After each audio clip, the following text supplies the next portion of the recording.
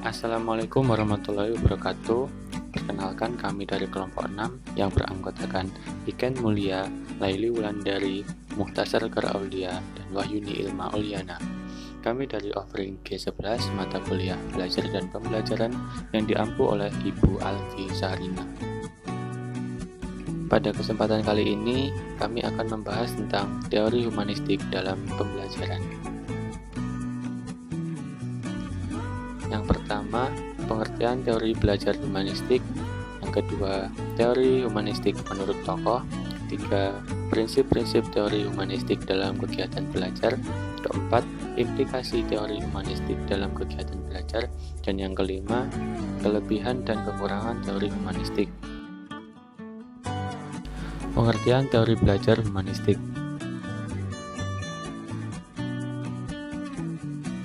Dalam teori belajar humanistik, belajar dianggap berhasil jika si belajar memahami lingkungannya dan dirinya sendiri. Teori belajar ini berusaha memahami perilaku belajar dari sudut pandang pelakunya, bukan dari sudut pandang pengamatnya. Teori belajar humanistik adalah suatu teori dalam pembelajaran yang mengedepankan bagaimana memanusiakan manusia serta peserta didik mampu mengembangkan potensi dirinya. Teori humanistik menurut tokoh. Pertama, menurut Carl Rogers Carr. Rogers membedakan dua ciri belajar, yaitu pertama, belajar yang bermakna terjadi jika dalam proses pembelajaran melibatkan aspek pikiran dan perasaan peserta didik. Sedangkan yang kedua, belajar yang tidak bermakna terjadi jika dalam proses pembelajaran melibatkan aspek pikiran, akan tetapi tidak melibatkan aspek perasaan peserta didik. Kedua, menurut Arthur W. Combs. Tujuan pendidikan humanistik menurut Combs. Pertama, menerima kebutuhan-kebutuhan dan tujuan siswa, serta menciptakan pengalaman dan program untuk perkembangan keunikan potensi siswa. Kedua, memudahkan aktualisasi diri siswa. Ketiga, memperkuat perolehan keterampilan dasar, yaitu akademik, pribadi, antar pribadi, komunikasi, dan ekonomi. Keempat, memutuskan pendidikan secara pribadi dan penerapannya. Kelima, mengenal pentingnya perasaan manusia, nilai, dan persepsi dalam proses pendidikan. Keenam, mengembangkan suasana belajar yang menantang dan dapat dimengerti, mendukung, menyenangkan, serta bebas dari ancaman. Dan yang terakhir, mengembangkan ketulusan siswa, respek, dan menghargai orang lain, dan terampil dalam menyelesaikan konflik. Selanjutnya, menurut Abraham Harold Maslow. Teori Maslow didasarkan pada asumsi bahwa di dalam diri individu ada dua hal, yaitu suatu usaha yang positif untuk berkembang dan kekuatan untuk melawan atau menolak perkembangan itu. Prinsip-prinsip teori humanistik dalam kegiatan belajar.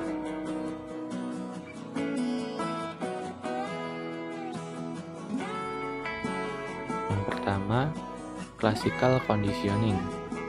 Suatu proses belajar melalui pembiasaan atau conditioning terhadap suatu objek dengan menitikberatkan pada proses pemberian rangsang atau stimulus guna mendapatkan suatu respon tertentu tanpa menggunakan penguat. Prinsip yang kedua adalah instrumental atau operant conditioning. Proses dengan kelangsungan hidup bagi yang terkuat memilih dari sekumpulan variasi spesies secara acak. Hanya ada perubahan yang meningkatkan kelangsungan hidup spesies. Dan prinsip yang ketiga adalah cognitive learning.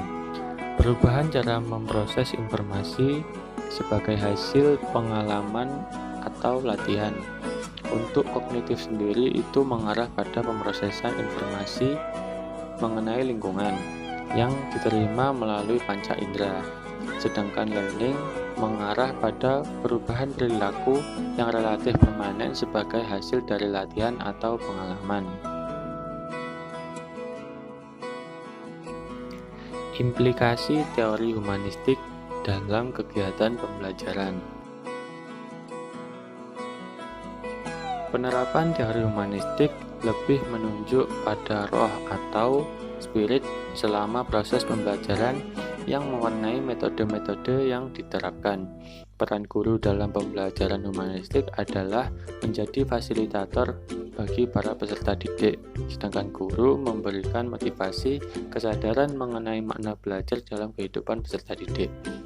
Pembelajaran berdasarkan teori humanistik ini cocok untuk diterapkan pada materi-materi pembelajaran yang bersifat pembentukan kepribadian, hati nurani, perubahan sikap, dan analisis terhadap fenomena sosial.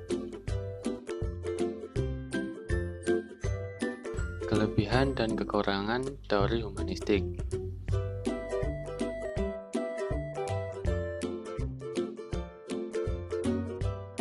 Kelebihan teori humanistik. Pertama, lebih bersifat kepada pembentukan kepribadian, hati nurani, perubahan sikap, analisis terhadap fenomena sosial. Kedua, siswa harus merasa senang dan berinisiatif dalam belajar. Ketiga, guru harus bisa menerima siswa apa adanya, memahami jalan pikiran siswa tersebut. Keempat, siswa harus mempunyai banyak pengalaman yang berarti. Kelima, menjadikan siswa lebih kreatif dan mandiri dalam berbagai hal, membantu siswa memahami bahan belajar secara lebih mudah dan praktis. Keenam, indikator dari keberhasilan aplikasi ini ialah siswa yang selalu merasa senang dan bergairah. Ketujuh, terjadinya perubahan pola pikir yang baik pada siswa. Kedelapan, siswa diharapkan bisa menjadi manusia yang bebas, berani, tidak terikat oleh pendapat orang lain, dan mengatur pribadinya sendiri secara tanggung jawab tanpa mengurangi hak-hak orang lain atau melanggar aturan yang ada, norma, disiplin, atau etika yang berlaku. Dan kelebihan yang terakhir yaitu siswa harus dituntut untuk berusaha agar lambat laun mampu mencapai aktualisasi diri dengan sebaik-baiknya.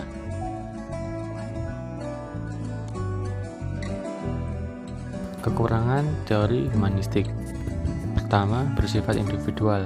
Kedua, proses belajar tidak akan berhasil jika tidak ada motivasi yang kuat dan lingkungan yang mendukung.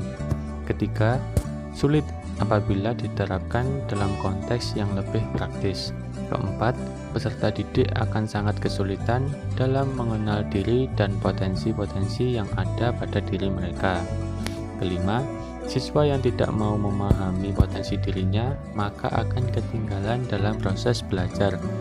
Keenam, siswa tidak aktif dan malas dalam belajar maka akan sangat merugikan dirinya sendiri dalam proses belajar.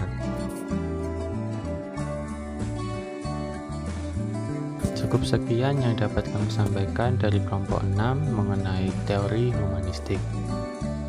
Untuk kelebihan dan kekurangannya, kami mohon maaf yang sebesar-besarnya. Terima kasih sudah menonton. Wassalamualaikum warahmatullahi wabarakatuh.